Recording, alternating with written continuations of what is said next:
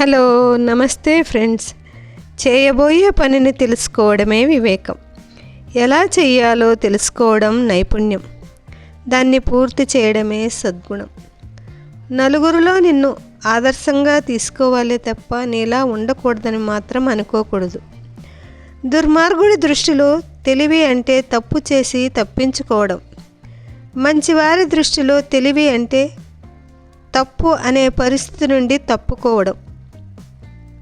జీవితం అంటే ఎప్పుడో చదివేసిన పుస్తకం కాదు, నిత్యం చదవాల్సిన, నేర్చుకోవాల్సిన పుస్తకం. అడగని వారికి సలహా ఇవ్వకూడదు, ఆసక్తి లేని వారికి విద్య నేర్పకూడదు, స్వార్థపరులకు సహాయం చేయకూడదు. పుట్టుకతోనే ఏ ఒక్కరి జీవనం పూలవనం కాదు, అందరి జీవితాలు పడి లేచిన బతుకులే.